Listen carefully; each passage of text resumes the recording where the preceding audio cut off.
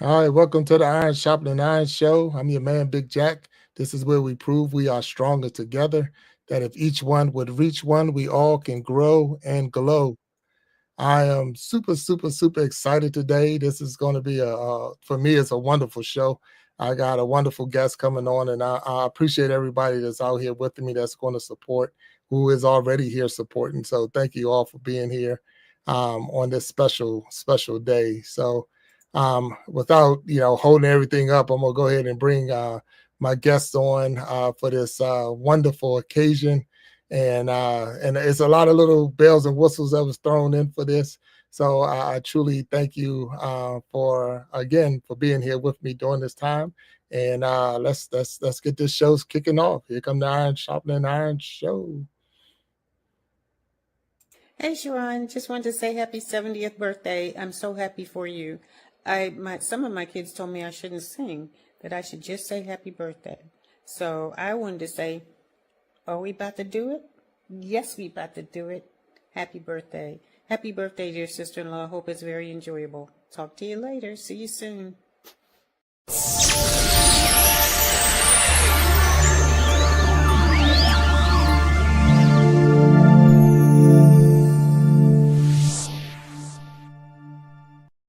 All right, welcome my guest, Miss Shearon Jackson, my mother. Hello, how you doing, Shearon? I'm just wonderful, Billy Jack. How are you? Oh, Big Jack story time. man, it's so cool to have you on here. Again, we this is it's a birthday celebration for you. It's a time that I put this when this date lined up. I said this would be perfect because of the fact that I can help you celebrate your what is it, your 35th birthday? Which one you going for? Number 70. 70. Oh wow, congratulations on that. By the grace of God, number 70. Well, no, and I'm gonna say you look good. You look good. So Well, thank you so much, son. yeah, no, you do, you do. And so I'm glad that you're here. So this is the Iron Sharpening Iron Show. We are live right now. We're live on YouTube. We're live on Facebook. We're going to move this over to TikTok, and we'll move it over to Instagram. So and this is what it's all about, and we're here. So I thank you for being a guest on, and we're going to start recognizing people in the chat as they come in. But right now, if you don't mind, tell us a little bit about yourself. Who is Shearon Jackson? I want to know. I mean, Well, you pretty much already got the point that tomorrow is my birthday, and I will, by the grace of God, be 70 years old. And so I don't know, the words cannot express how excited I am to be crossing over this milestone. So, first thing I want to do before I start talking about myself is just giving all the honor and glory to God for having brought me this far. So, and during that 70 years period, I am the proud mother of a son and a daughter. I have 8 grandchildren and 8 great grandchildren. So eight grandchildren. Yeah, that's right. 8 grandchildren and eight great grandchildren. That's right. And so that's being prosperous and growing by the grace of God. well, So congratulations. I mean, that is good. I mean, the 2 kids and the 8 and all that. So I'm gonna take it if you're saying you're 70, then you were born in 1955. that's correct. Okay, so in 1955. So I had to do some research. Okay, so I had to do some research since it's 1955. So in 1955, when you were born, we put it on the screen. A house cost $22,000 in 1955. So in 1955, a house was $22,000. The average income in 1955 was $4,137. Wow. A Ford car ranged between $1,606 to $2,944. A milk was 92 cents in 1955. Gas was 23 cents in 1955. Bread was 18 cents. A postage stamp was only 3 cents. And eggs by the dozen was 61 cents in 1955. So we've come a long way since then. Look how much coffee was. The coffee was more than everything. That's crazy. But I guess where you had to get it from at that time. So in 1955, coffee was 93 cents a pound. And then a half gallon of milk, even though they said it was 92 for the gallon, a half gallon was 43, which is about right. So in 1955, those was the cost of living numbers when you were first started out and started growing up. So that's pretty cool. I had to look at it. I was like, wow, 1955 and how much things were at that time. So now when you think about when you was a kid, so let's talk about the kid, 1955 to before you around your school age time, so elementary school, middle school. What can you tell us about how that was for you? Well, let's see. I am the oldest girl out of five children. So I have one brother and I have three sisters. Well, I had three sisters. One of my sisters has gone on to be with the Lord. But as a child, my father was in the military, he was in the army, and we did a lot of traveling. So I lived in various places, Kentucky and Texas and Massachusetts and Alaska and Mhm. Germany. And so to try to describe my early years as a child, it was somewhat a bit fuzzy because as soon as you would start to get settled into one place, you'd get orders and you'd have to pack up and leave again. I think the longest place I ever remember living at was in Massachusetts. We lived in two different areas in Massachusetts, and so we were probably there for maybe about 3 years. And then when we were in Texas, we were probably in Texas for about 18 months to 2 years. But my father passed when I was 12. He got killed in Vietnam. So up Mm. until that uh, time in my life, we literally traveled. Like I said, I just told you the numerous places that I lived at when I was a child. So that pretty much tells you in that 12-year span how often we moved around. So consequently, by moving around so much, um, I felt like I never had the opportunity to really connect long term with anybody until we actually came back here to this area back in 1967. Prior to that time, I can't recall anyone. I have memories of people, but I can't recall anyone that I've kept in any type of communication with during my early childhood. So I feel like having been in the army, with my father being in the army, having moved around as much as we did, I think we lost a lot of that part of my childhood.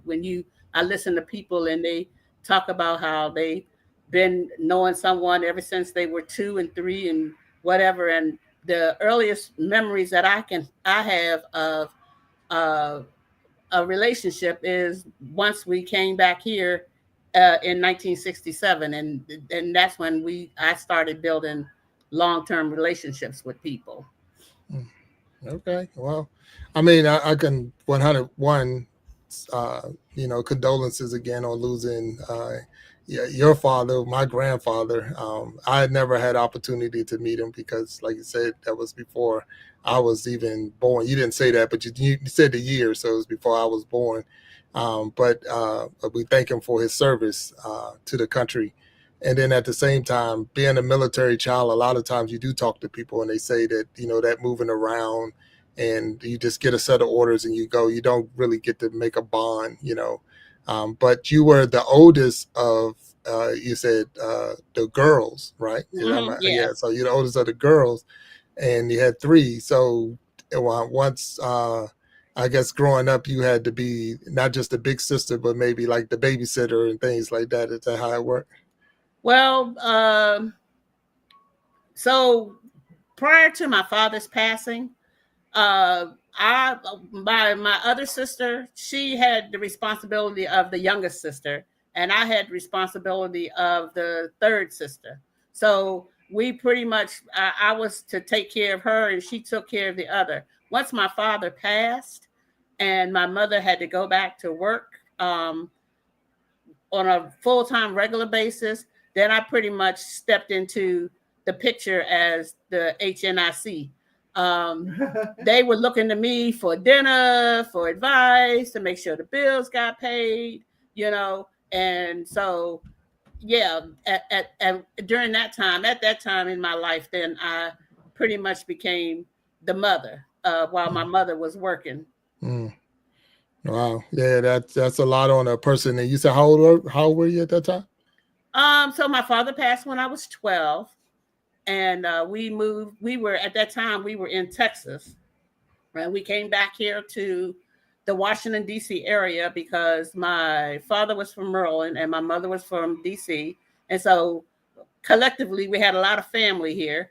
And so with 5 children, my mother came back here to have that family support that is needed when you're trying to raise not one child, more or less 5. So we came back to this area to be surrounded with family. Okay. Wow. And that's a good thing, to be able to go anywhere where you have more family support and people that can help you out, and if you need that assistance. So it's good to be able to go somewhere where you can link up with more family and that stronger bond in the area. So that's pretty cool. So we're at that time. We're going to definitely go ahead and recognize the people in the chat. This is the Iron Sharpening Iron show. Got this special guest with me, my mom, Shearon Jackson, as we celebrating her 70th birthday. So she's getting ready to turn 70 years old. And in the chat, we got the Brazilian Queen, and we thank you, Brazilian Queen, for being here. Lashana Success is here, and we thank you, Lashana. Blessed to Crochet is here today.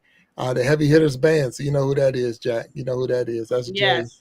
Yeah, Gloria Graham just came in. So, Gloria. And we're going up the list real quick. Living My Best Life is here. Hello, Echo. Nancy Green is in the house. Hello, Nancy Green. So Nancy Green was the first guest on the Iron Sharpening Iron show. So just want to thank her for helping me get started. So that was the first guest we ever had on the show. And we're going up some more. Edward Johnson, Captain Johnson, how you doing? And thank you for being here today. Amelia Crabb. Did I say it right? I know what to call her. Sarge. That's Sergeant Crabb. Thank you for being here. William Jackson is in the house. So hello, William Jackson. We say again, Darlene Hudson is in the house. Hello, Darlene. And we keep going up and make sure we get everybody as we go through this. Auntie Mickey's variety show. And hello, Auntie Mickey. And thank you for being here today. King is in the house.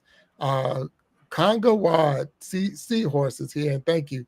Ramses is here. Dapper PH is in the house, and Caesar, how you doing? And thank y'all for being here for this celebration. We're going to do a quick commercial break, Jack, and then when we come back, we're going to have some more conversation. So we're going to move on to the next question, if that's okay. You good? All right, I'm ready. All right, so bear with me as we get this new commercial in. Here we come.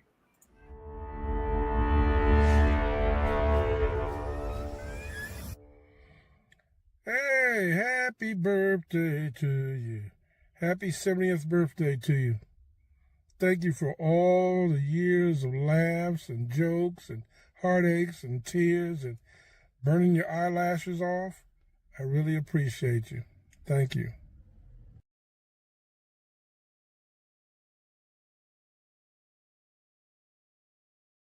Happy birthday, Grandma. I love you so much. I hope you enjoy your day to the fullest. Thank you for being the rock of our family.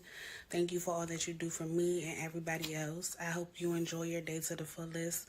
I love you beyond words. Shearon, happy 70 from your sis and mom. Love you. Happy 70th birthday, Mom. I hope you enjoy your day to the fullest. You are the best mother a girl could ask for, and I love you beyond words. Enjoy your day. Don't smoke. Happy birthday! Happy birthday, Grandma. Love you. Love you. Happy 70th birthday, Dad! From Raleigh, Texas! Hi, Shearon. Cheers to you as you celebrate this milestone birthday. You are a kind and generous cousin, And I hope that you continue to be blessed richly with many more birthdays. Love you much, Sylvia.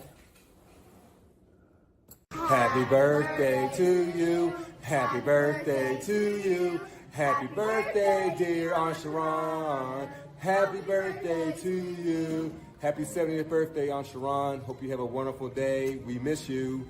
Mwah. All right, we're back to the Iron Sharpton Iron show. You're gonna make me start crying. Oh, don't cry. Don't cry. Niecy already crying.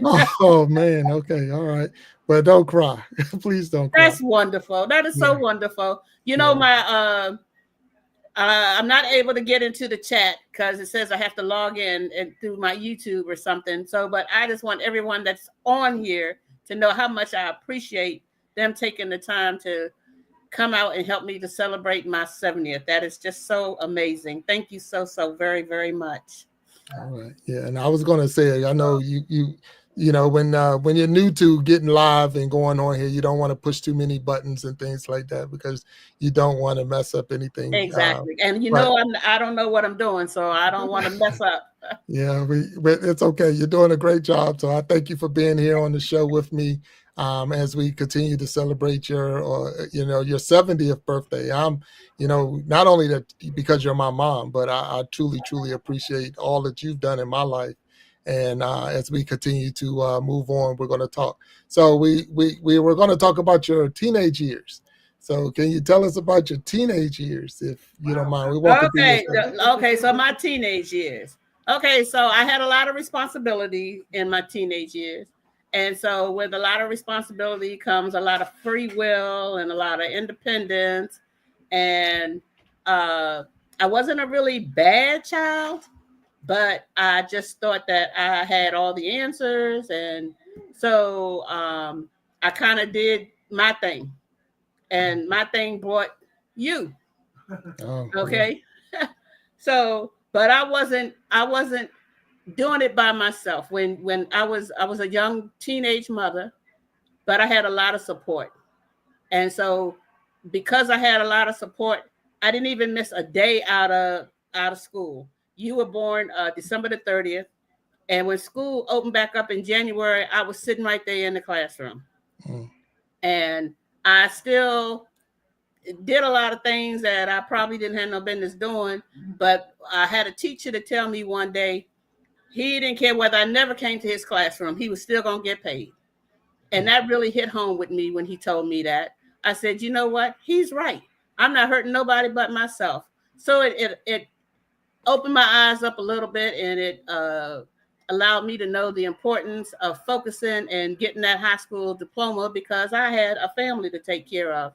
And because I was independent and free will, and I had always been a responsible person, I didn't want my mother or my son's grandmother or my sisters to feel like they had to be there to take care of my child. I wanted to do what I needed to do to take care of my child. So I buckled down, did the minimum to get out of high school. I had an opportunity where I could have gone to college, but I felt personally that what I needed to do was to get a job so that I could take care of my son. And so I didn't go to college. I messed around. I had various jobs, working in some nothing career-wise, just like the Highs and Jiffies and working in the school. And one day I heard about this program where they would teach you how to type and do shorthand. Well, actually, my mother was going to this school for secretaries, and they were supposed to be able to teach you how to type and do shorthand, and you were supposed to be able to get this fabulous job when you got finished with the training. So me and my mother both were going to the school to get the training. When I got finished with the school, I couldn't type like 5 words and couldn't do no shorthand. Oh, okay. So I muddled around for about a year, I guess. And then I heard about a program through the county that you could go to for free, and they would teach you shorthand and typing. And so I went to this program. I did fare a little bit better as far as learning how to do shorthand and how to type. And when I graduated from the program, they, well, while I was in the program, they gave you the civil service exam. And I passed the civil service exam, but it wasn't quite the score that I would have liked to had. And so I went downtown to the Office of Personnel Management. This is still in my teenage years. And I took the civil service exam over again, and I got a much better score. And it was a lady down there at the time. And I saw all these people standing around her and me because I'm nosy. So I went over there trying to figure out what it was all about. Why were they all standing around this lady? And she was reviewing everybody's resumes. And so I gave her my resume. She looked at it and she said, I don't know, but one place that'll take you. These were her words. So she sent me on an interview and I got a job. So that started my federal career. Oh, wow. Yeah. So God has a way of opening up doors, even when you do everything to keep them closed. So he already knew from day one where I was going to be and what I was going to be doing at that exact time. He put people in your path, in my path, for me to be successful. Well, that's awesome. I mean, he just saying that's as a teenager, 'cause I know, of course, you said I was during that time. So we talked about the year you were born, and the year I was born was 1970. So, you had a lot going on at 15 years old, if you want to look at it that way. I did, and I was still trying to be. I was trying to be a mother, but I was still trying to be a teenager. So there was still a lot of activities and things that were going on in the school. But when I participated in those activities, especially the sports activities, I would take you with me. And so you were like adopted by my classmates at the time. And I was out there cheering and you was out there cheering with me. And so we went to all the basketball games and we went to the football games. And I was even voted the most school spirited in my senior year because that's how much hollering and screaming I would do. And you would be right there with me. So there was even some places that I took you that you didn't have no business being in. I don't know if you remember the time that you broke your tooth. I do remember. If you want to share the story, we could go ahead, but I do remember. You probably could tell it better than I can, but yeah. No, I mean, we was at an adults beverage place is when when I broke my tooth. But yeah, that used to be like your little hangout, I guess. And I know I was with my what's it called, a paternal grandfather, and he like, I'm getting ready to take you home. Like, don't take me home. My mama ain't at home. He like, where your mama at? She up there. And then I'm talking about the club that you was at. And I'm sitting at the bar, just minding my business. Nobody's messing with me. I ain't messing with nobody. And I slipped off the bar stool and I chipped my tooth. So yeah, I remember. Yeah. Yeah. But that had to be 74, 70, 73, 74, maybe 75 at the most. No more. Yeah. Somewhere around in that time period. Yeah. Yeah. So it's just in there. So, but I appreciate the fact that, I know that a lot of people stepped up. I've heard the stories throughout the years, and I think, and there's a support now. Aunt Nisi is still supporting, Aunt Karen's supporting, Uncle Freddie's supporting. So a lot of people stepped up, and that's what it's sometimes that it takes. That's the iron sharpening iron show, and that we are stronger together. And that's 100% where I believe that together we're stronger. We can help each other. We don't have to look at a person and say, hey, look what you did and you knew better and this and that. Okay, it's done. Now what we're going to do about it? Let's make it work. So I appreciate that. So tell me about your first time that you got your first maybe apartment, a house or whatever on your own. Your first on my own. So I had the job.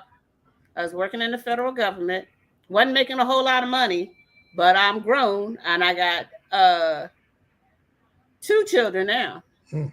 And I was living at my mother's house. And I'm like, okay, it's time for me to move out of my mom's house and stand up and be the woman that I thought I was and take care of my children. So I got an apartment not too far, probably like 10 or 15 minutes away from where my mother lived at. And my grandmother was right around the corner. And my grandmother had introduced me to a lady that lived on the next street from me who um, watched my daughter because you were old enough to take care, pretty much watch yourself. But my daughter, your sister, she was too young. And so there was a lady around the corner that watched my daughter while I went to work. And see, God puts people in your life all the time. Because this was my first job. I wasn't making when I went into the federal government, I was a GS2. I don't know if anybody knows about a GS2, but we don't make no whole lot of money. Wow. And so I asked the lady how much was she going to charge me for babysitting, and she said, "You know what you can afford to pay." And so, and literally what I paid her, I don't even remember. It's been so long ago. She pretty much spent that back on my daughter by buying her clothes and shoes and coats. And I mean, God has really put people in my life to help me to achieve. I mean, I didn't have a car. My daughter had to go to school. She went to school, and I literally people would in my family would come. I think the bus picked her up from the babysitters, but the bus didn't bring her back in the evening.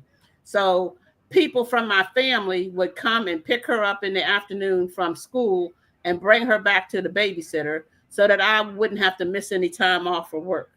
So that was my first place that I lived at. And like I said, my grandmother was right around the corner and my family was like 10 or 15 minutes away. So I still had that community around me to support me. I didn't have a car. My sister had a car. She would come and take me to the grocery store and the laundromat and things of that nature when I needed to do that. But as I worked and I worked hard, I because they back in the day they say you get in the government, that was the best thing since sliced bread. You get in the government, somebody, a lot of people probably wouldn't have their opinion of that right now and the way things are going, but if you got in the government, that was better than sliced bread. And so I got in, I worked hard, I was still partying, I was still doing me. But every hour that came available to work overtime or whatever, I would be there. I would work overtime, I'd make the extra money. And consequently, I moved myself out of the apartment. We had a couple of other places in between that. And because I had you at such an early age, I'm growing and you're growing with me, and I'm learning together. And so I feel like because I had you at such an early age, you were growing with me. So I really was not the parent to you. I was more like the friend because we seemed like we were just going through this together. The trials and the tribulations and the shortfalls and I remember, payday, by the time you got the rent paid and set aside money for transportation, the only thing I could buy was hot dogs, hamburgers, and chicken. Made sure I had cereal and milk. As long as I had cereal and milk, you were happy. I was good to go. And bread, yeah, so we could make some peanut butter and jelly sandwiches. But look, I don't think I can remember a time when you didn't have a meal. Okay, and I can't remember a time when whatever the needs were, the needs weren't met. But as I worked hard and I grew and I matured, I got to the place where I bought my first home in Baltimore under a first-time home buyers program. And really nice house. I really liked the house.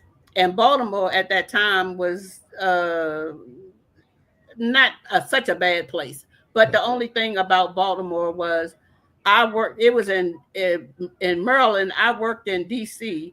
I had to come down the Parkway, which was not a bad ride, about 45 minutes, but the traffic was just horrible. Oh, yeah. And so after I did this for about 4 or 5 years, I'm like, this was just too much.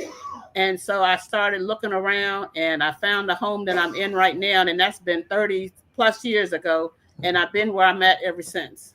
Congratulations. All right. Well, thank you on that. It's funny. It was a little thing when because I remember you when you got your government job. I do remember that. And the distance between me or the time between me and my sister is 7 years. So you had the government job with my sister. So you didn't have it with me. But if I'm not missing the story right. But at the same time, it was like the little joke of what grade I was in.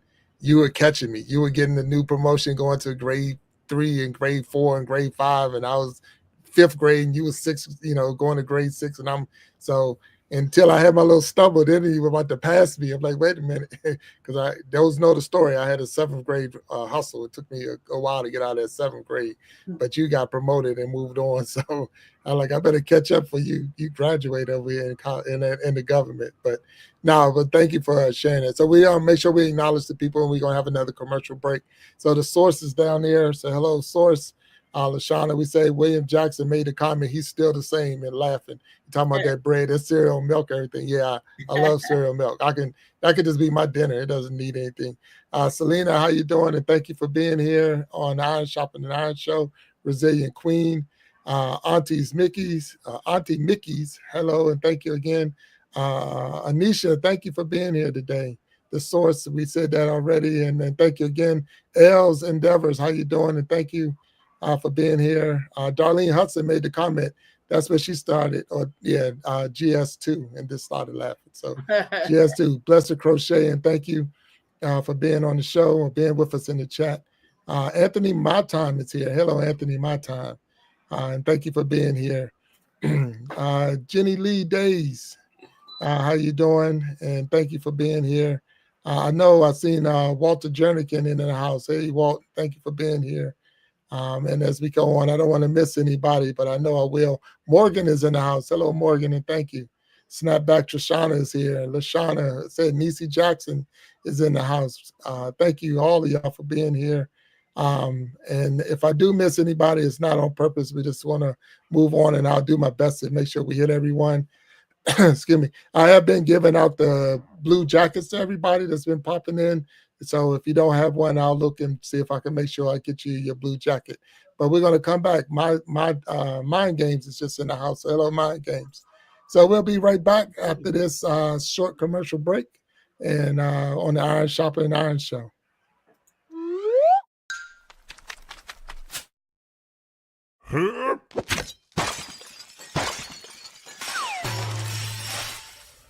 Hey, Aunt Sharon, it's your nephew Will. Happy birthday. Enjoy your day. Happy birthday, Aunt Shearon. I hope it's a great one. I hope you feel blessed. I hope you feel loved.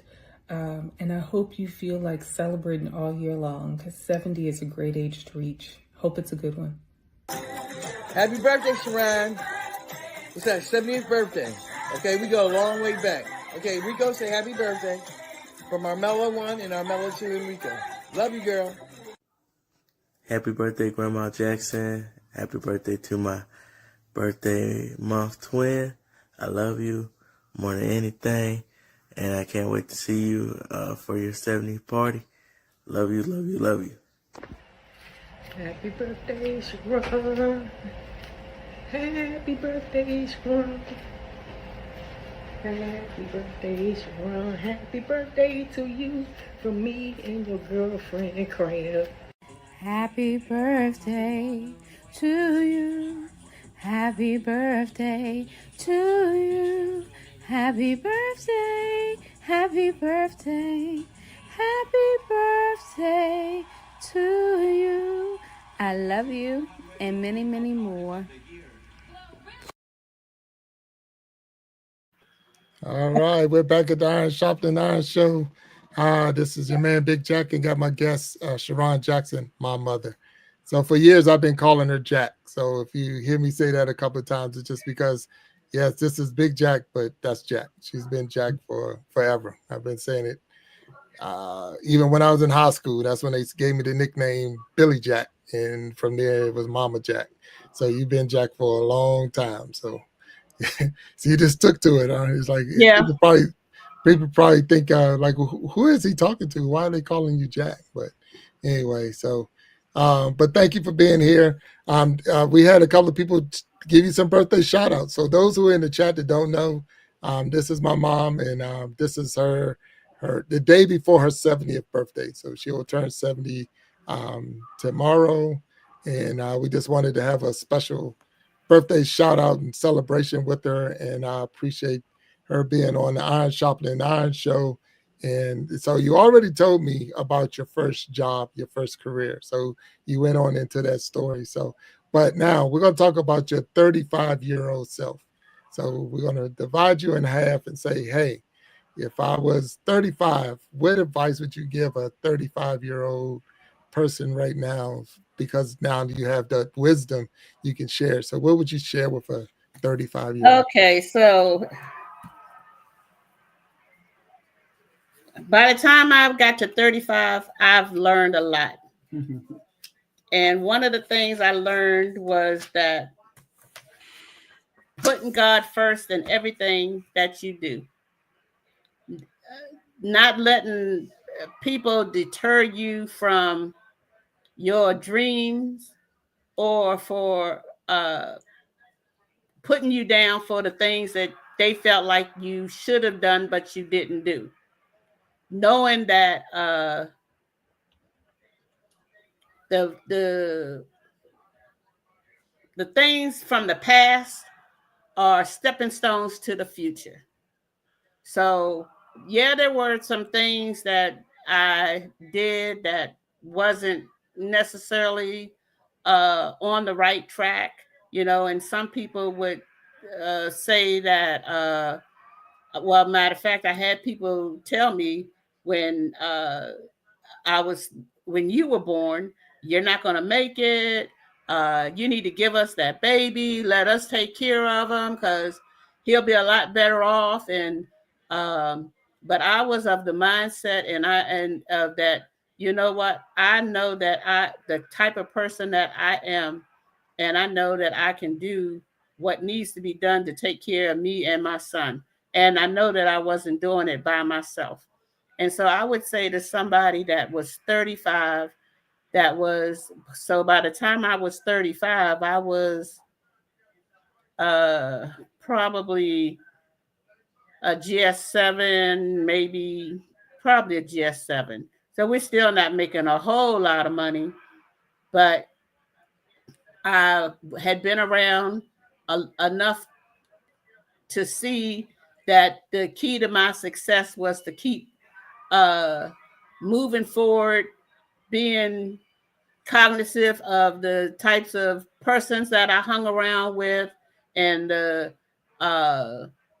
making sure that I gleaned as much as I could from anybody that was willing to share. I took advantage of every opportunity that came my way as far as going and getting additional training. I never did go to college. Okay. And that's not something that I'm proud of. I encourage any and everybody, if you have the opportunity to go to college, to take advantage of it. But I took advantage of the persons that were around me that had the knowledge and the expertise. And I used that knowledge and that expertise to help me to continue and grow in my career. So that would be one of the things that I would tell somebody at 35. Another thing I would tell somebody is something that I didn't do, is that when we were children coming up, or even young adults coming up, one of the conversations in our family was not about money and the importance of saving money, And so I would tell anybody, I don't care how much money you're making. One thing, if your job offers a 401k, a matching 401k, max it out. Okay. You'll have people say, well, I can't afford to do that. Most of the time that money is taxed right off the top. So by the time they tax it right off the top, you probably will never even miss it in your paycheck. Max out your 401k. And then after you do that, take $25 or $50 and put it in some type of a savings account, just so that you don't have to keep asking to borrow from someone else. Because if you borrow, you got to pay back. You'll never get ahead. If you put $25 or $50 in some type of a savings account, even if you have to go back and get $25, you still got $25 working for you till the next payday come. So take it. I mean, look at what you spend your money on, and look and see if there's something that you can do without. Maybe that cup of coffee, maybe that lunch. Bring you. I mean, you buy the food. Bring your lunch from home. That's money you don't have to spend. If you calling out and Ubering this in and Ubering that in and whatever that them other types of food services are, that stuff costs a lot of money. So if you look at your expenses and how and what you spending your money on, you can find $25 or $50 to try to save to build up on your wealth, because that's and I'm not saying that you want to be a millionaire or anything of that nature, but I do want to say you want to be self-sufficient. You want to be prepared. I didn't learn that lesson early, and I'm struggling to learn the lesson now, but I'm a lot better now at learning and understanding and knowing that if I deny myself this, I can have something for later. And so I look at different situations that you hear about, all of these incidents that go on around all over the world, and how the people, how they when they came out of it, they didn't have anything to fall back on. You don't know what's going to happen in your future, so you need to try to. You can't depend on anybody else to try to take care of you. You got to be able to stand on your own 2 feet and take care of yourself. It's okay to have a community to lean on, but you need to be able to lean on yourself first. So that would be my advice to someone when I'm 35, at 35, and going forward, even before then. All right, that was some really good advice. I don't know if you finished, but that was really good. So I already know that somewhere in there I'm gonna cut this and clip it, and I'm gonna put that out there. So you getting ready to become a mini content creator without knowing you're gonna be a content creator. So I'll just give you that heads up right now. So no, that was good. That was good information. Really, because a lot of times you're right. What we don't talk about it. And it's almost like it's taboo to talk about your finances and things like that. And it's important to not just your finances, because your health is one of them. Insurance is another one. I mean, so many different topics that can be talked about that we miss, and we don't say the right. I don't say to say the right thing, but it's just like, why are we not having this conversation? Why are we not having a deeper talk about this? Because it's only going to help you in your future, because you're going to get there. You hope that you get there, and then it's like, okay, now that I'm here, I don't have anything to support myself. So I got one for you, Jack. There you go. What is something that I guess as I was growing up, or my sister was growing up, what was something that was going through your mind? How was, what was when you looked at your kids and you saw them, what was the thought pattern? It's like, I did a good job, pat myself on the back. Uh, I'm doing a bad job. Let me quit. Or, I mean, I'm not saying quit, but you know what I'm saying? I'm hoping you know what I'm saying. It's like, what was your thought pattern as you looked at us growing up? But I you think know it's, what? I am super proud of both of my children. Okay. Despite the struggles that we through together as a family. Okay. Me being a single parent, you know, at one time I worked 2 jobs. So I didn't necessarily spend the kind of time with you and your sister that a parent needed to spend with you, but I had the community that was there for you. And through that community and through uh, being a disciplinarian like I was, threatening you, uh, we made it through. And I never had to, well, let me see. I think maybe one time. I never had to go to jail. I go to the jail for anybody. wow, wait a minute. Woo, wait a Yeah, minute. yeah. And I don't think I went once we got past, well, no, I got to take that back too. I only had to go to school maybe once or twice.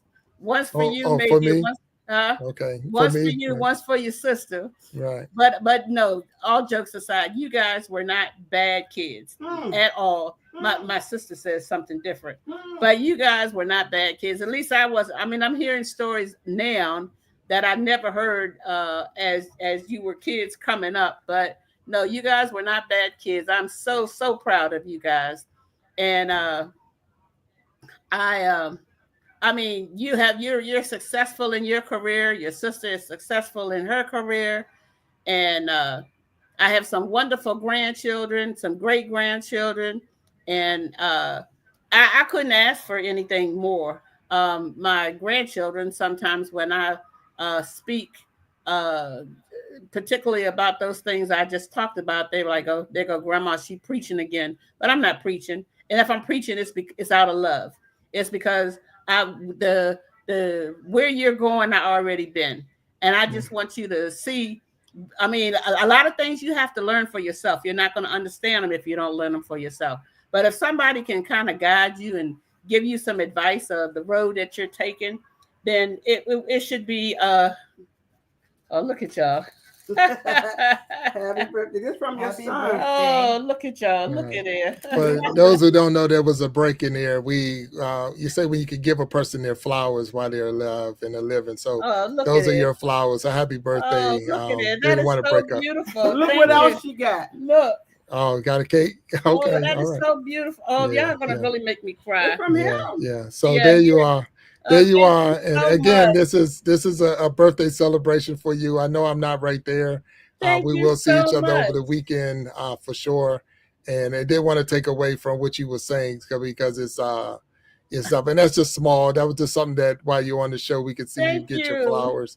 That But is so wonderful. Thank you so much. yeah, it's about a happy birthday to you. So Thank we're gonna you. take we're gonna go through the list real quick and see the people. So those who that's Aunt Niecy for those who trying to see who that's in the background. So you see her Niecy Jackson in the chat. That's Niecy Jackson right there. So that's the I'm the sister. baby of the So, bunch. that's the baby of the bunch, right? Yeah. So my babysitter. So she Yeah, babysit me how all about that? as I was growing up. So thank you, Aunt Niecy, for taking care of that for me, and Aunt Karen for making that possible because I wasn't down there today. So that was I thank you for y'all helping out. So we got Jenny Lee Days in there, Resilient Queen again. Boogie Time, hello Boogie Time, how you doing? Lashana Success, Els Endeavor, hello. And going up as we go, Auntie Mickey. The Gen X effect is in the house. What's up, Gen X? The Source is here. Aloha Source. Going up again, Brazilian Queen, Anisha. We got you in there, Els Endeavor. I think we already said Sergeant Crab in there, and thank you, Sarge. We keep going. William Jackson again. True. I don't want to keep saying living my best life. Echo, and thank you for being here. I'm working on the things. I'm trying to not say that. So Karen Jackson's in the chat. And then we keep going up. Mind Games is here. And trying to go up there and see her. Snapback Trishana. Thank you, Snapback, for being here. I know Dapper PH is in the house, and thank you, Dapper, for being here. Carolyn Criswell. Hello. Chriswell. Criswell. That's Donut. Oh, Donut. See, yeah. Who knows that name? I don't know that name. Donut. Donut. Hello, Gloria Graham. Hello, Gloria. How you doing? I know that person. Hey, look at that. Look at that. All right. And Selena. Hello, Selena. Thank you for being here. We keep going up, and if we hit them all, I know the heavy hitters are in the house. Captain Johnson's in the house. Walter Jernigan's in the house. And I don't want to miss anybody, and I definitely don't want to miss anyone. Darlene Hudson is here. And we thank you all. Anthony Time. We thank you all for being here on the Iron Sharpening Iron show as we celebrate, and you're helping me celebrate my mom, Shearon Jackson. And it's funny for me to say it because I would never call her that. But that is my mom. And thank you for helping me celebrate her 70th birthday. And she looks good for 70 years old. I got to say that. She wears it well. She wears it well. So thank you, Jack. So we're going to hit this quick commercial, and we'll be right back on the Iron Sharpening Iron show. So,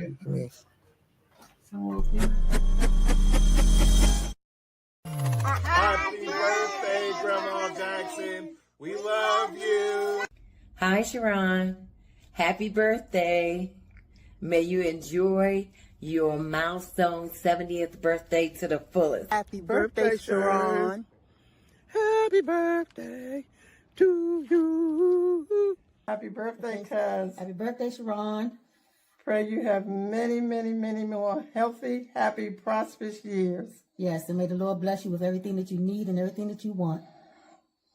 Happy birthday to you. Happy birthday to you. Happy birthday, dear cuz. Happy birthday to you. And many more. Hi, we're back on Oh, the that hard is side. just so wonderful. I'm just so overwhelmed. I can't believe that you guys went through all this to help Oh, celebrate my I had 70th help. birthday. I had help. I had help. So I made a phone call and I reached out to Anisi and I said, hey, this is what I need you to do. So she reached out to everybody, put it out there, and they sent me the videos in. And it was others that wanted to, and other things came up. But regardless, we already know that you are loved. You've done such a wonderful job for the family. It's not like, you said you started this journey at 13, 14 years old, and then you had me, and it kept on going. So I can't thank you enough for being the parent that you are. The just I know I wasn't the easiest child to raise. I know I wasn't. I know I gave you some heartache and pain, and at the same time. And I know we grew up together. We really did. I was growing and you were growing, but at the same time, at no time did I feel that you wasn't in my corner. At no time did I feel that you didn't have my best interest at heart.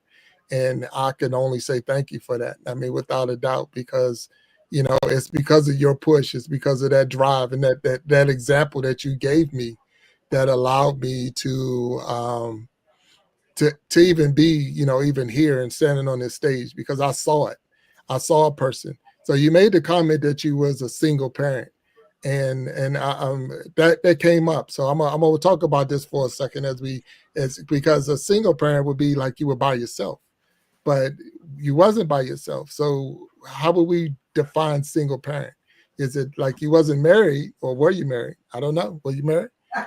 No, I wasn't married. Okay. And I guess when I say single parent, I wasn't single to the extent that I was raising two children by myself. But when I was inside the house with the doors closed, it was just me, you, and your sister.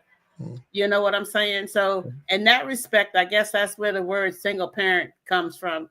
And no time was I ever by myself. I always had a village. Okay. There was always people in my life that helped me to guide you and your sister. My sisters, because I'm the oldest, so I never had to worry about a babysitter because they couldn't go nowhere, couldn't do nothing. So so they could stay home, take care of the kids. Okay. And then my mother. So and then your grandmother and your grandfather. I never lacked support. Never, ever did I ever feel like I was taking this journey by myself. And it's because of the fact that I never felt like I was taking this journey by myself that I constantly remind myself of where I came from and the fact that I didn't have to do it by myself. And that's the reason why I strive or want to be so supportive of my family, because they were always there for me. They've always been there, always still are always there for me. There's not a thing that I can ask for or anything that I need that's not taken care of. So, I mean, I couldn't ask for anything more. So, so that they say a single parent because I wasn't married, but I was never a single parent. Right. No, and again, I don't want to take anything away from the fact. I know, I mean, I was there. I've seen the hustle. I've seen your struggle. I know about the 2 jobs and all of those things, and still trying to have a life. I mean, you still wanted to go out. You were young. It's like, you didn't want to be bogged, and I would say bogged down, but it's just the fact that we sometimes, you look at it, you got a young kid that's demanding, that needs this and needs that. And I was saying needs in the fact that I was a an athlete when I got to a certain point. So now I want to play on the weekends. I want to be on this team. I want to be in this sport. I want to go to this camp, and I want to do those things where I don't know where you got it from. I really don't. I don't know how you did it.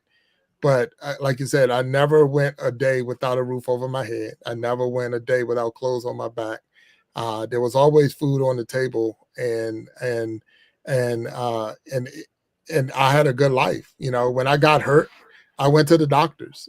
It wasn't, self medicate and roll yourself around, you be all right or whatever. I actually went to the doctor, and I know I played and I got hurt. So I got real injuries, and it was easy for you just to say, "Hey, let's go and get this checked out." When I needed dental work, dental, you did that. And the part I want to say the most to all of this is, even though we were close in age, I mean, we're 15 years apart in that aspect right there. But you was my friend, but we knew the distance, we knew the difference between you and my mom. So you didn't do the friend thing, and when I needed to be corrected, you corrected me. When I needed to be straightened out, you straightened me out, and I appreciate that because that's what I needed. You could have been a soft, they say the soft skills, or the timeouts wasn't enough for me. So I took timeouts on the football field, and that just means I took a little break and go out there and do the same thing. But when I needed to be corrected, you corrected me, and I appreciate that now. And I'm sure my kids that's in those chats, so they appreciate it too, because those things I not so much pass it down like I'm a big bully or whatever like that, but at the same time, you helped me become a man, even though you wasn't a man, and that I needed that. So I thank you. I thank you. I know I wasn't saying thank you when you was correcting me at the time, but I say thank you now because it helped. It helped. Some of the sayings and some of the things that you said, it sticks. It's stuck in my head forever. I can do bad by myself. It's like I'm talking to that wall. It's going in one ear, coming out the other. And say all the things. I remember them like they were yesterday, but it's just. Well, you know what? Yeah. I think that as parents, we have a responsibility. And my responsibility was to grow you into, God gave you to me for a season. And it was my responsibility to get you through that season. And I couldn't do that being your friend. I had to at times be stern because I didn't want to be looking over you, because I didn't do the things that I was supposed to do as a parent, as a mother. And I wasn't, like I said, I wasn't in this journey by myself. I had a lot of help. But I know that I had to step up to the plate, just like my mother had to step up to the plate and pull us through. So I think we grew up together, and we struggled together. But I know that ultimately it was my responsibility to make sure that you got what you needed to cross over. So I just thank God for him putting not making the struggle hard, for me having the people in my life. And you weren't a bad child. You really weren't a bad child. I mean, we all do mischievous things, but you weren't a bad child. And so I was blessed with look, I tell anybody, my kids were nothing like me. Okay. And so that was a blessing. My kids were nothing like me. So God truly blessed me with some wonderful children. So I just thank you for being who you are. Oh, well, thank you. Thank you. I love you. I really love do. you too, Thank baby. you. I love you And too. happy birthday to you. Thank So we're at the end of the show, believe it or not. okay. So that So wasn't too normally, bad. no, it wasn't too bad. No, you did a wonderful job. So normally this is how we're gonna go. This is the Iron Sharpened Iron show, and then we have the after show, and we got some special guests that we going to have here with us, and we're going to have a deeper conversation. Some about what you talked about. We still celebrating your birthday, but it is also National Women's History Month, and we want to make sure that we talk about some of the history of that women have that provided or showed throughout history, or the history of women throughout the world, and I want to recognize that as well. So I definitely we got some guests, so we're going to go into the after show. So I'm going to run a quick commercial, It is no more birthday shout outs. I can tell you that right now. So we're going to run a quick commercial because we're going to be promoting the next show, the We Be Jamming show. We'll drop that commercial and then we'll come back and we'll be on the after show. So stay tuned for this commercial and I'll see you in a minute. So let me make sure. Well, sometimes he's out.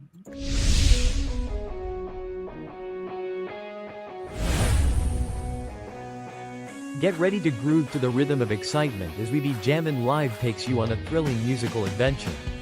With a spin of the wheel, our talented musicians spin into action, bringing you an unforgettable experience of music, energy, and entertainment.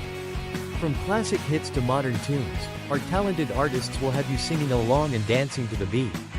So, sit back, relax, and let the music take you on a wild ride. Do you have what it takes to be one of the 5 to be on the next We Be Jammin' Live?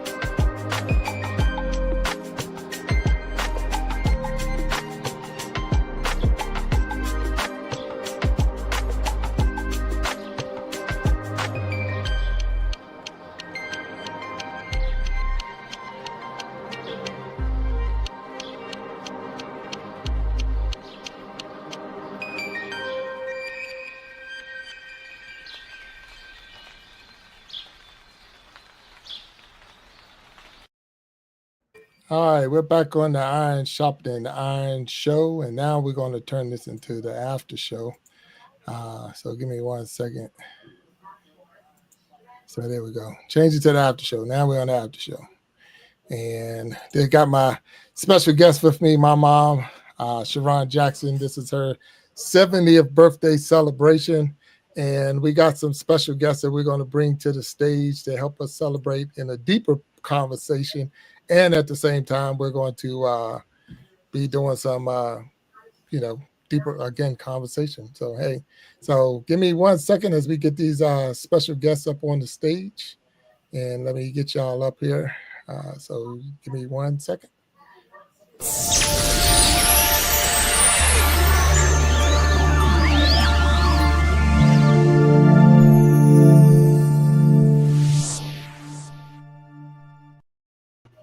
All right, so we have Miss Nancy Green up on the stage and living my best life at 60. Hello. That is Echo. Hello, how you doing?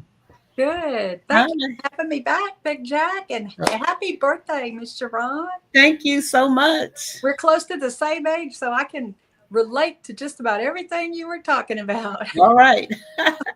Except I had my babies when I was old. That's the difference. Oh. Yeah. So those who don't know, we got Miss Nancy Green up here, and we got, of course, Echo with us, living my best life. And Echo, I seen you already went live. Or you're live on your channel. Yes. Okay. So, and Nancy, if you want to, you can go live on your channel if you want to go live. So you're able to do that. And Well, I don't know how. so it's funny because I've been a guest, and when you're a guest, you don't really get that opportunity to do it. So I'm not sure. So maybe Echo can tell you how to do it. So we got one more that's going to come on the screen. So on the scene, let's get her up here. And there she is. Snapback Trishana. How you doing, Snapback? I'm well. Hello, hello. Happy. Hi. Okay, I'm missing something to make sure. Yeah, there we go. That's better. Okay. Hello, Snapback. How you doing? I'm well, well. Happy birthday, Thank you. Jack, Miss Jack. Yeah. So I thank you all for being here, being on the show with me, helping me celebrate. So we know it's National Women's History Month, and some of the things I wanted to go over with you because, and not, it just getting a different light on it, getting a different I would say feel of some of the things that you experience. I don't know if y'all was in the beginning of the show and I put the prices up of when my mom was born in 1955 and how much has changed in that time. So those are some of the things that wanted to make sure that we was able to do. I'm gonna put the link in the chat because I also had one more guest that was supposed to come up, and this is one of the things that's hard, Jack. If you didn't know, is that only way that you can give the link is to have to either a phone number to text it to them, or you can have to have the email address to email it to them. And when you're dealing with a lot of content creators, a lot of people through YouTube, we don't know each other like that. And because you don't know each other, it's hard to get that contact information that you need so that you can bring them on. So I'm going to drop this one in there. And I hear feedback from some. I'm not sure who's the feedback, but there's some type of feedback, but it's They okay. were my garage door opening, I Yeah, think. yeah, that's what it sounded Sorry like. about that. No, there's no problem. Okay, no, I hear it. I'm just making sure it wasn't me. So, Auntie, if you can click the link and come on in, you're more than welcome to come on up here on the show. So I got the wheel. So, and those who know my show, see my show, there's the wheel. And when the wheel spins, whatever stops, we're going to have a conversation about wherever it's on. So if that's okay with y'all. Now, before we get started, did anyone have anything that they want to share that was talked about that Mama Jack had already talked about or said, if anybody? I definitely agree. It takes a village to raise children. And I'm so glad that you knew that and understood that and allowed that to happen. I think our young people today think they have to do it all themselves, and they don't realize there are plenty of people out there that are willing to support and help them.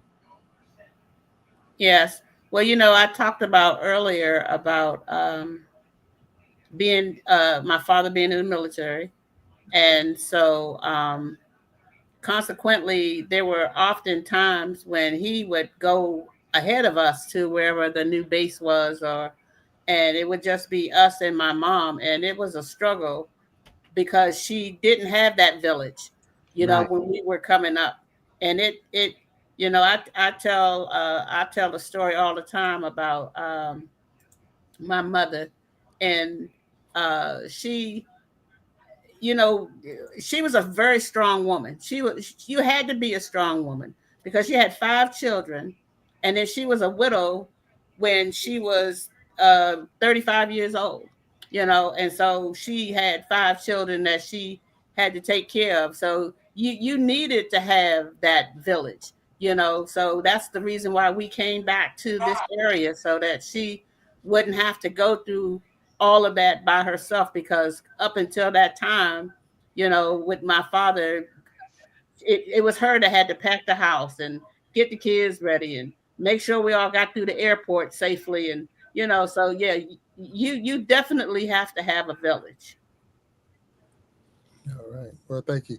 So Auntie Mickey is up here. I know she stepped right off the stage, but she's on the panel right now. So I got some wonderful people up here, some great content creators. Auntie Mickey's Variety Show, Snapback Trishana, Nancy Green, and Living My Best Life at 60 Echo. So, and of course my mom, Shearon Jackson. So we're definitely going to have some fun with this, I believe, because not so much fun, but we're going to learn a lot. I am anyway. So I appreciate that. And hello, Auntie Mickey's. How you doing? And thank you for being here. Hi. All right. So real quick, can we, if you don't mind, where's everyone located? So that way we can see how different we are in all the different places. So Auntie Mickey's, where are you located?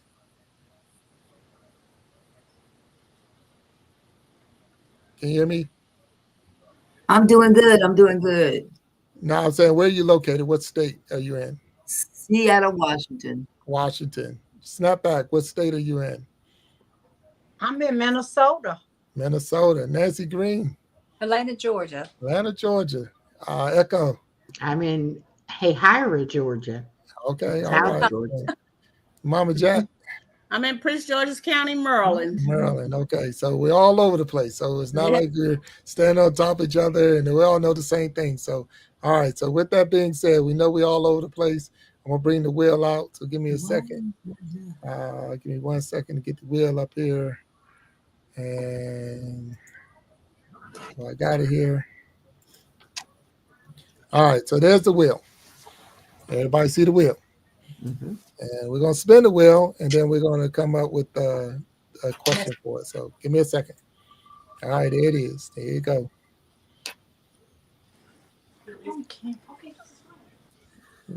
Okay. I don't know.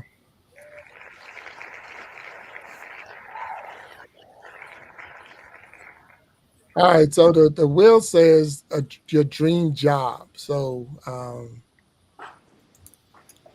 and the question, I guess, would be if there was no restrictions. So I know through the years, especially for women, it wasn't as even and equally yoked as far as the careers and all that you could have. So your dream job, if there was no restrictions, so there was nothing blocking you, nothing stopping you from doing whatever you wanted to do, what would have been your dream job? And I'm gonna say, Echo, we're gonna let you go first. Well, mine would have been easy because I would have been a teacher. Okay. All right, teacher. All right, teachers. That's a good one. I like teaching. All right, Nancy, what you think? Well, I was always more of a tomboy and liked cars and mechanical stuff, but it was frowned upon for girls to hang out in garages and do stuff like that. So I probably would have enjoyed something more mechanical, or maybe something in the because I took that test in school, that tells you what you're interested in, and it came out that I would be a good lineman for the phone company. So I don't know. I'm not sure I would have chosen that one, but maybe something along the more mechanical lines. Okay. All right. I did the secretarial job. That's why, Shearon, I was kind of relating to what you said. I did learn how to type. I was a great typist. And, that's nobody needs that anymore. But I did that. I knew how to run an office, and that paid my rent for many years. So I was thankful that I did have that to fall back on. All right, that's cool. And thank you. Snapback, what would you say? What you think? You want to mute? Yeah. I was shaking my head, Big Jack. What I would have been, several jobs I would have done. There's several jobs I have done, but I wanted to go in the military, and also wanted to be a deputy sheriff. And I couldn't do neither one. So, Right. and as Nancy said, she wanted to be a teacher. I wanted, and I liked it home economics when I was in school. No, I lied. I liked it woodwork when I was in school, but my teacher wouldn't let me because girls were supposed to do home economics. I still don't do housekeeping very well. Yeah, and I think it was Echo that said she wanted to be the teacher. But yeah, so that's living my best life. But yeah, and I'm gonna go on to Auntie real quick. Auntie Mickey, what was your dream job? Oh my God. I wanted to be an actress, a singer. I'm glad I didn't go to Hollywood. That's all I can say. Okay, nothing wrong with that. Hollywood now. Yeah. So, Mama Jack, what'd you think? Well, I What never was my wanted to be dream? a teacher, but people often told me that I should have been a teacher, but I always wanted to be a lawyer. Ooh, that's So, a good one. yeah, I always wanted to champion for someone. Right. So, I had a supervisor tell me one time I needed to mind my own business, but Oh. I just felt like I needed to be in that person's corner. But now we're talking about the dream jobs, and I just want to, I want y'all to be real with me. Was it different because of being a woman or being a female, especially in the 70s and 80s and all? And saying that's not. I know Nancy, you made the comment that's not what boy or girls do. So and Snapback saying the same thing. They won't let you do wood shop, Yeah. but you can do home ec. So Right. what was that like? I mean, what was the I'm asking because I wouldn't know. I couldn't, I don't know what you're saying, not so much saying, but what you're feeling. So I'm just trying to get a feel on what was that. If anybody want to talk on that. Well, Well, for I me, wasn't ever. I'm so go sorry. ahead, Nancy. Go ahead. I was going to say, I wasn't ever trying to be a boy or, anything like that. But I just like naturally enjoyed mechanical things, And I guess that probably did pay off when I did do office jobs because they always called on me to unclog the printer and stuff, the copy machine, the Xerox machine. And so I don't know. What was the question?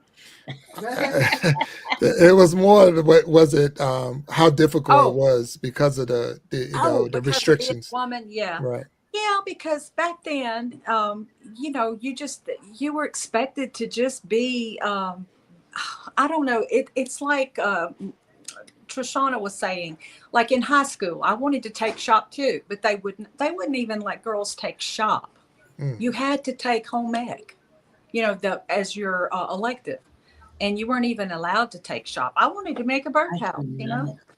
But anyway, yeah, and it took a while for that to change, and Right. I Wow. think the things I hear now, even from my daughter in her field, she still is struggling with some of those issues. So it's Wow. still a thing. No, Yeah. and thank you. So Echo, I know you was going to say something. I was just going to say, I was born in 63. So I was in school, in the 70s. And it really was never said like, oh, you could go to college. You could be a doctor or a lawyer or whatever. It was basically, you're going to find a husband and have babies. So you need to know how to take care of the home and take care of the children, that kind of thing. I don't ever remember like having career counseling or anything where anybody really said, here are what opportunities there are for you in the job field, so to speak. And I know my parents really, didn't push me into a certain career or anything either.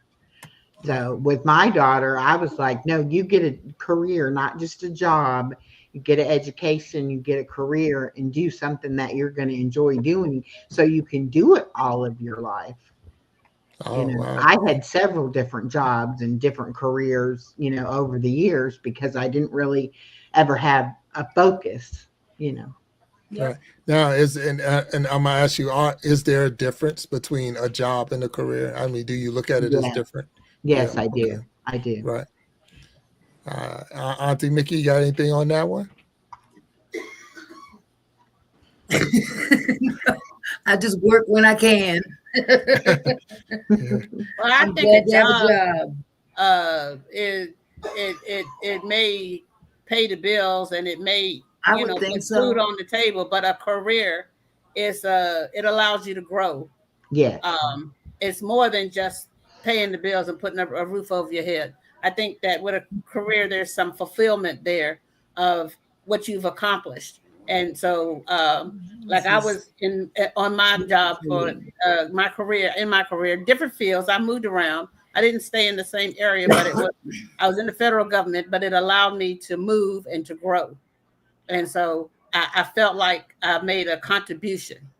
Okay. All right. Well, thank you all for that topic. So let's see if we can go somewhere else on the wheel. And unless anybody else got anything they want to share on that topic before we move on. I would like to say I did take woodwork, but they wouldn't let me use the tool. But now I can use my own tools. Okay, all right. So wait a minute. Okay, well, look, thank you, Snapback, for throwing that in there and putting that piece in there. And and I'm gonna say it's a shame, but it's just the fact that we that they even say that you got the fact that just because this is how society looks at a person, that you can't do this or can't do that, and that shouldn't be, but that's how it was. And the point is, and Nancy, I think you said it, that it's still like that today, and we still having issues with that. So thank you for sharing that part with me. Let's see if we can get the wheel back up real quick, and give me a second. All right, give me 1 second. All right, it's back up, and let's see where we can hit the next subject.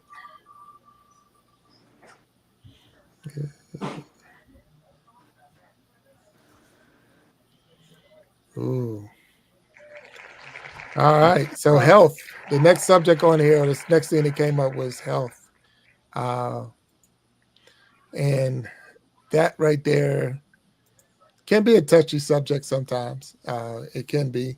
So I guess the question would be, is it important to share with others some of the things you experience, especially talking about health? I mean, there's people that don't even get health insurance. They don't even get it because, like I say, the job don't pay enough to cover health insurance and cover all my bills and things like that. So what is your thought pattern on that as far as when it comes to your personal health, your children's health, or anyone else's health? What do you think about that? And I'll start with I'm gonna say Nancy on this one, please. Okay. Well, I didn't have any health insurance until I turned 65, and then I got on Medicare. And so now I just have basic Medicare. I never go to the doctor. Was blessed with pretty good health. Don't have any problems. My blood pressure's normal. I'm not diabetic. So I just try to eat healthy and keep moving. I just try to keep moving. So yeah, I'm 66. So I just try to keep moving and eat fruits and vegetables. Right. Wow. That's basically my health plan. Wow. And I guess, well, not a guess, but it worked. And that's amazing just to say until you, that's amazing to hear that. I just manifest health. I just refuse to, I'm very rarely, knock on wood, very rarely sick. I just refuse to get sick. I did break my foot last June. That kind of put me up for a while, got me kind of out of shape, put on weight. So I'm starting to rebound a little bit from that now and get better. But I did go to the hospital with that. But yeah, that's the only time I go is if something like that happens or I have a baby or something. And I'm not going to be doing that anymore. So. Look, I'm not going to say anything. That's not for me to comment on that one. Leave that alone. Yeah. So let me see. Auntie Mickey, health insurance, health. Well, I'm insured by my husband's employer. So I'm grateful for it. I'm 62 years old and I feel 72. So I'm grateful for it. Okay. So do you think it's important for someone, say a younger person, I got the option to pay my bills I got the option to get have a little bit more in my check or get health insurance. So what would you say? I wouldn't gamble that. I wouldn't gamble that at all. Keep that health insurance at all costs because you know you're going to need it. Okay. All right. Good advice. Good advice. Echo, what you got to say? Well, I worked for a family-run business when I was younger, and I did not have any kind of health insurance. They didn't really offer any benefits.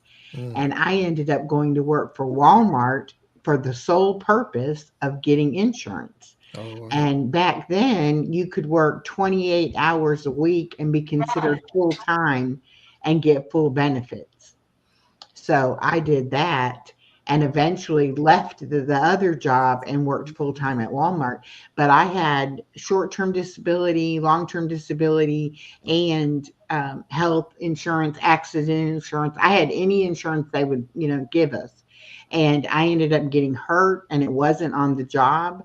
So I couldn't get workman's comp. But because I had short term disability, I was able to be off work with that. And then when you have long term disability, they will try to help you get on Social Security disability so that they don't have to pay anymore. And so eventually that's what I ended up doing, getting on regular disability.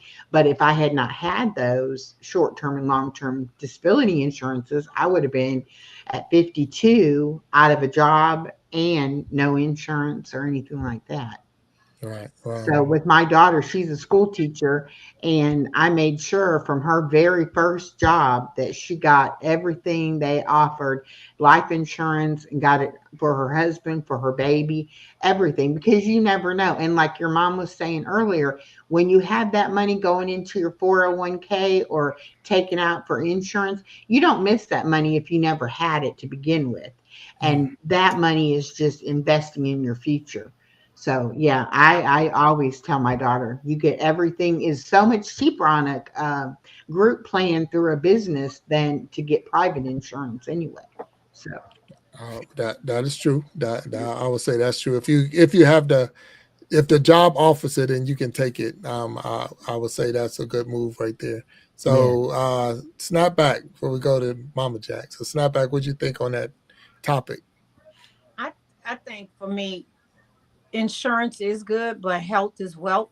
So taking care of yourself, even with insurance, you have to still take care of yourself. Eat healthy and different things. I've had the opportunity to have insurance over 20 years. Like Echo said, no, living the best life. Echo, yeah, Echo said that.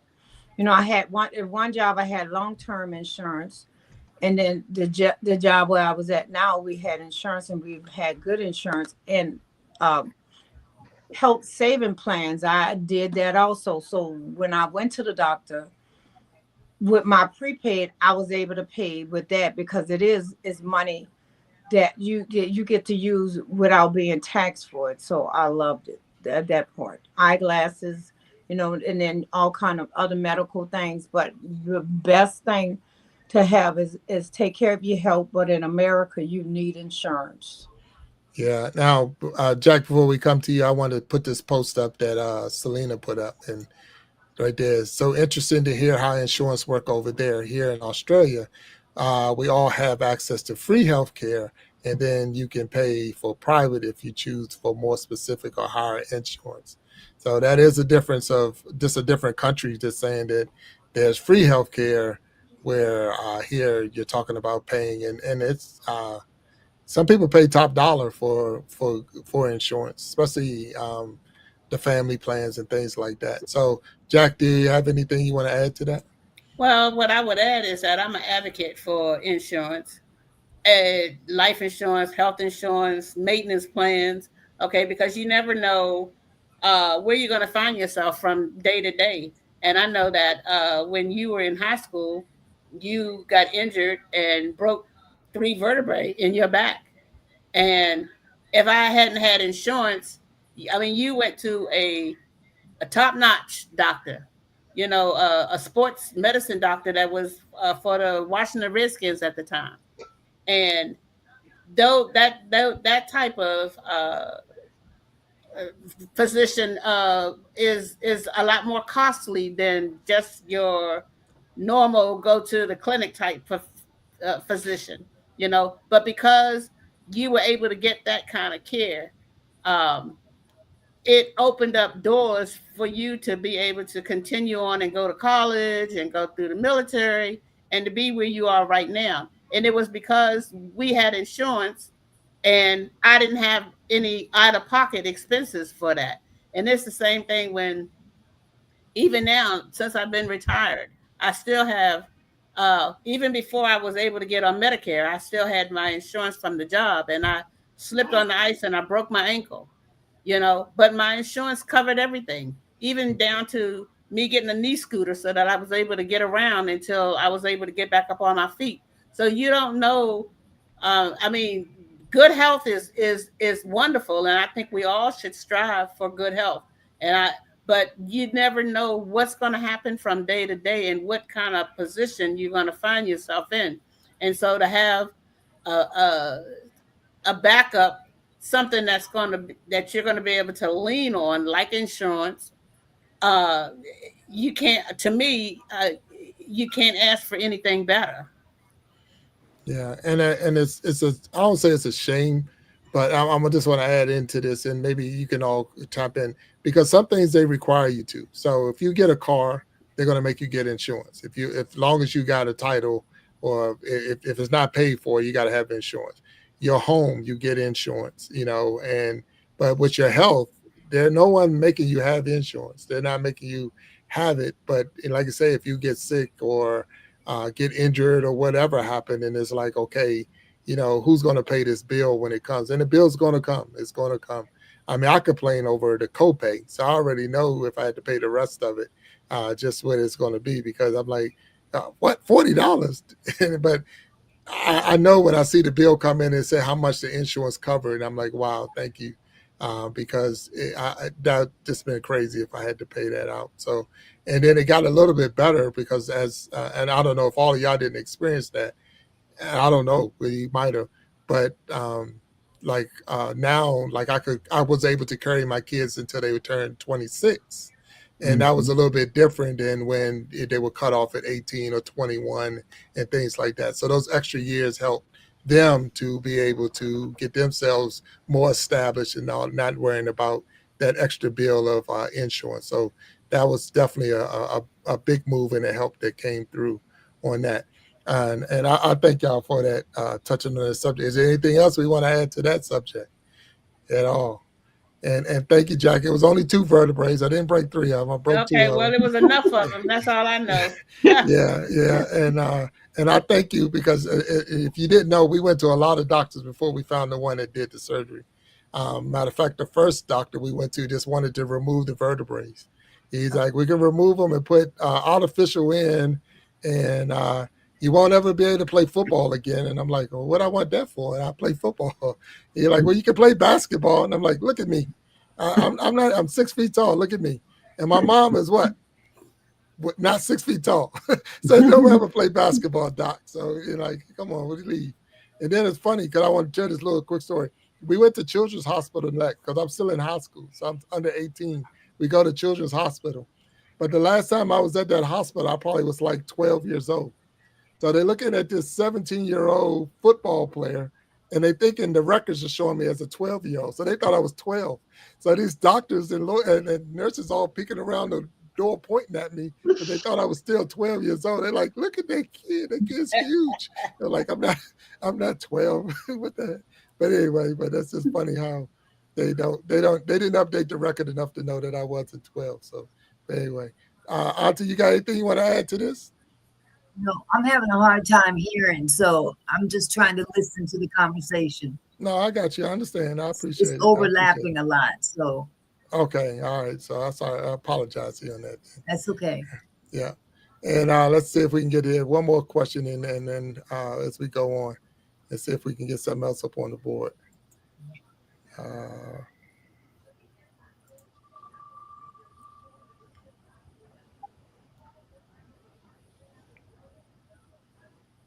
yeah, that's a good one.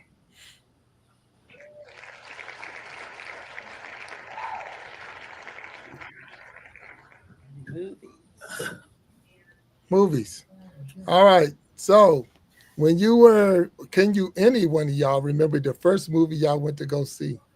The first movie you went to go see as a first movie. So regardless of what it was, can you remember your first movie? Oh my God. Your first movie? The one, yeah, that I went to religiously, yes. Okay, they can hear you. I have No. no clue. Yeah, I okay. do remember that back when I was going to the movies, I think it was like 50 cents to get in. I have Okay. no clue as to what the movie was. Okay, no problem. So 50 Cent to see the movie. Do anyone remember their first movie they went to go see? I I think my first.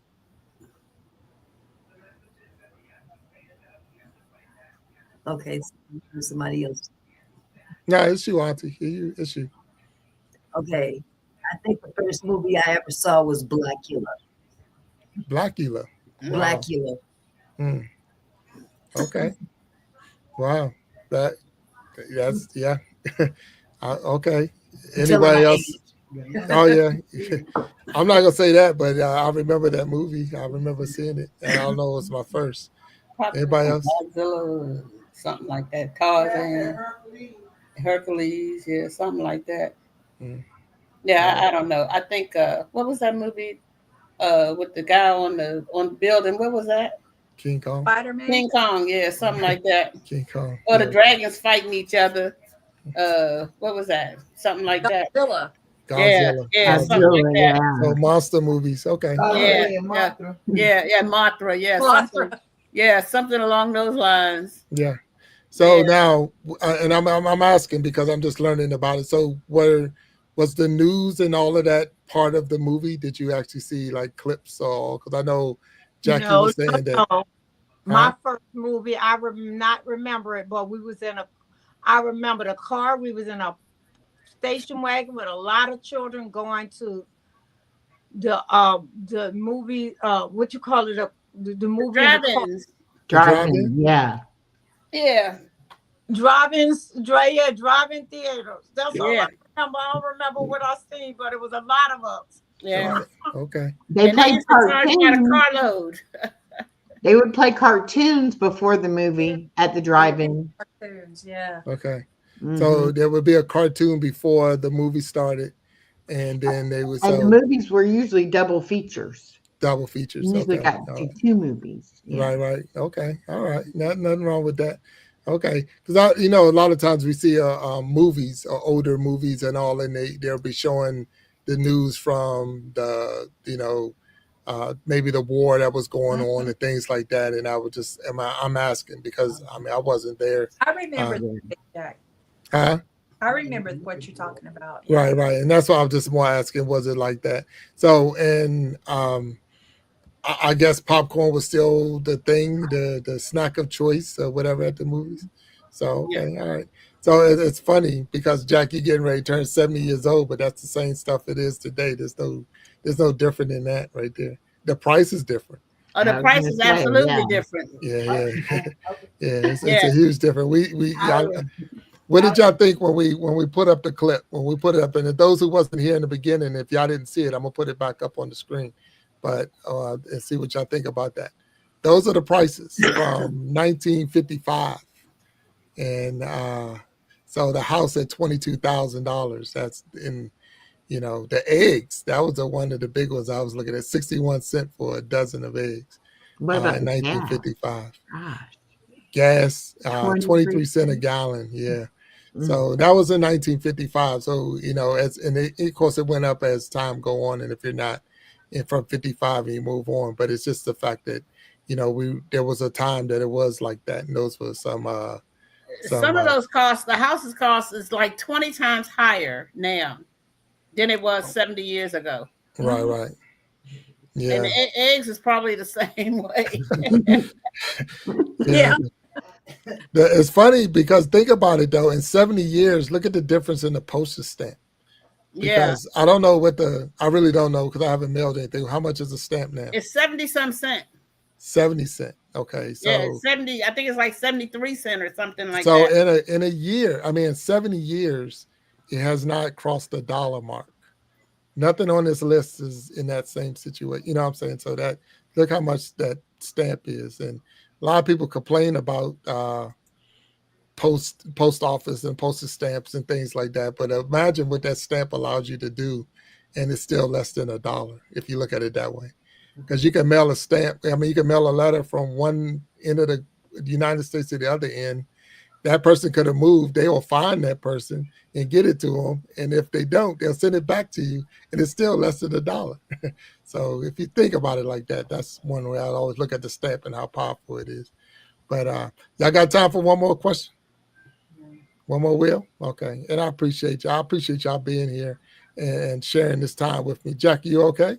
I'm fine. Thank you. Okay. All right. So we're gonna throw one more up here on and get y'all here, and I appreciate it.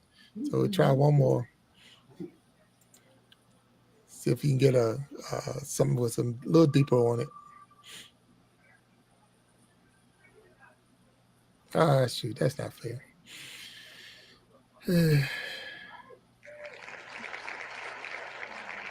Sports. Okay, and the only reason, well, not only reason, that's on there, because I know, Mama Jack, you was a fan at one time of a team in the Washington D.C. area. So I'm gonna ask you about your team, and then I'm gonna see if there's anyone else who gets into or have a favorite team or anything like that in sports, or it might not be that sport. So, what's your favorite sport if you have one in your favorite team? My favorite sport is football. I'm a diehard Washington Commanders fan, and even when I was in high school, it was my brother played football, and I was at all his games.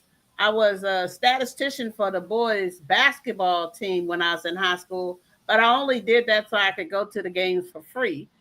And but then my son played football when he was in high school, and I went to all his games that I could make it. And then he went away to college, and I would ride 4 or 5 hours to try to get down there to his home games. So I'm an avid. I'm a. I like college basketball because I think the guys put a lot more heart into it than professional basketball. But I love football. I get really depressed, kind of like when the football season is over with, because I got to wait till late August before I can get some more football. Oh wow! Yeah, well, that's a good one. Echo, is there anything up there? I was going to say that when I was a teenager, we could play softball, but you couldn't play on the little league team, the baseball. That was strictly for the boys. But I am a Atlanta Braves baseball fan. Oh, well, coming out of Georgia, I can see that. Atlanta Braves. Okay. Not a problem. Nancy? I don't know anything about sports, but I did karate when I was young. Look, that's a sport in itself, and there's nothing wrong with that. I don't do any professional sports or anything. Sorry. But you just told everybody in the chat and everybody that's gonna be watching, don't mess with Nancy because she know karate. Yeah, So, that's why. I got so far as a purple belt. So. Well, purple belt. All right. So look, you got some purple belt going on. All right. Watch And out for Nancy out there, y'all. Back up. So. I'm sorry, I missed it. Say again. Nancy, what was the last comment you made? Oh, I said I think I'm going to pick it back because I still practice. You know. Oh, okay. All right. Yeah. Well, nothing wrong with that. Combine it with yoga. So. Very good point. I like that. So that's my sport. You know, my whole, my other family, not my family here, but they all like football. Everybody likes football. I know there's a goal thing you got to run toward, and you got to try to kick the ball in there and stuff. And I don't know. That's so goofy, but. It's funny because now I don't know which football you talk about. So it's a soccer one. Because soccer is called football too. Yeah, so, European football and American football. Yeah. No, so nothing wrong with that. So snapback, you got anything? Well, when I was in high school, we played volleyball, but I've never been a sports person or fan. So I used to complain about going to the PE. I'm about to say this and then I'm going to go. We used to wear these, before they did the t-shirts and the shorts, we had to wear this ugly blue jumpsuit. Yes. One piece. I did too. Oh, no. Everybody must have had to wear that outfit. Oh, it was hard. Yes, it was awful. Wait a minute. Cute in your blue, Nancy, and Auntie, I like your hairpiece, girl. And I'm glad to be on here with you, Echo, and happy birthday again, Mama Jack. Thank you so much. So wait a minute. Now, y'all all over the country. We talked about in the beginning, but y'all all had the same blue jump. jumpsuit. Yeah. Wow. It snapped at the shoulders, mind you. Yeah. Mm-hmm. Oh my goodness. I used to Oh, write a note from home. Nancy cannot attend PE today. I wrote it and signed my mom's name. oh, that's great. And then So, they make you clean the locker room. oh wait, man, if you don't do PE, you got to clean the locker room, or that was The just a. boys' locker room. Oh, wow, wow, wow. That's crazy. That's crazy. So, Auntie, did you have the same jumpsuit? No, no, no. Okay, so We no. just So, had booty shorts and t-shirts. okay, so y'all had the shorts and t-shirts on the West Coast. So on the West Coast, you had shorts and t-shirts, but on the East Coast area, you had on that jumpsuit. Okay, that's crazy. Oh, that's funny because I would have never guessed. I know we wear uniforms or the head gym uniforms, but you would never guess that it was so I'm similar. having a Even hard time because I'm hearing one thing and I'm seeing another. So Oh, yeah. Well, the thing is, if you and here's one of the secrets: if you're on whichever one you're watching, don't try to watch the other because it's like 10 seconds delay between the I'm two. watching you. Yeah. So So I'm taking my cues from you. yeah, it's 10 Now, what seconds was your delay. question again? No, we were just talking about the difference in having a uniform and not Oh, the having a uniform. uniform. Okay. Yeah. So if you're trying to watch yourself on anything else other than the device that you're being live on, it's like Well, a 10-second delay. it's the audio. It's audio. Okay. Audio So, that's yeah. repeating We're itself. working. Okay, yeah. So, and like I say, even with that, I normally turn down my other device to nothing, so I only can hear the one. But it's okay. It's all good. So we're on the Iron Sharpening Iron after show. We got Living My Best Life with at 60 with Echo, Nancy Green, Snapback Trishana, Auntie Mickey's variety show, and my mom, Shearon Jackson, is here with me. And I appreciate and thank you all for being on here with me and hanging with me and having this celebration with me as I celebrate my mom's 70th birthday as she go on into the next milestone, going on to the next level. And so, ladies, y'all heard most of the interview. Is there anything you want to add to or talk to Sharon about or whatever before we close this all out? And if you don't have anything, I understand. But if you do, please share at this time. And I'll start with you, Echo, if you have anything. I just want to say happy birthday. I am so happy that I got to be a part of this tonight. That's just wonderful. And you don't look 70 at all. So you're doing great. Oh, thank you. Same here. Auntie Mickey. Happy birthday to you, beautiful. I hope I'm as gorgeous as you when I grow up. Oh, that's cute. I'm gonna stop commenting because it's talking to you, Jack. So, snap back. You got anything? I'm grateful and honored to be a part of this special occasion. And I love all of the love that was poured on you from the flowers. Even this interview is so, when Big Jack, I adopted as my big little brother. When he told me that, was to be a special, I'm like, oh, he said that for all of them. And so, because it is special to him. So I'm happy that I'm here. And you definitely look gorgeous. And also, I like how you didn't just only talk to your 35-year-old self. You talked to other ones and you gave very, very great inspirational things and techniques that we could do to be able to have a life when they get to our age. I'm like, when we get to, yeah. So I appreciate that. All right, thank you. And Nancy, you have anything you want to add or no? Just I'm so glad that I was able to be here and celebrate your birthday with you. Happy birthday. I hope you enjoy the rest of your night and you have many, many more birthdays. Thank you. I thank you all, and I know when I called you all, and I appreciate you all stepping up and coming on the show, and being a part of this with me. I was trying to think what could I do to help celebrate this day from a virtual side of the world, and then having my mom on as a guest, and then having the family send their little shout outs, but then having you on the panel. And it allowed us to learn a little bit more about the history of growing up and the things that you experienced and all, but then at the same time celebrating my mom. And again, I thank you all for being on here. Jack, is there anything you want to share before we close this show out? Anything you want to say? And we're going to close it out. I am just so full. I'm just so full. I don't know how to say thank you, son, for this wonderful celebration of my birthday. Echo, I need to change my name to living my best life at 70 because Yes, it's ma'am. just beginning. But I That's want to right. thank each and every one of you ladies for being a part of this birthday celebration. I want to thank everybody that was in the chat tonight for joining in and for all of the birthday wishes. And I want to thank each and every person that did a video that showered me with so much love. But I want to thank you, son, for just these wonderful 50s plus years that we've had together.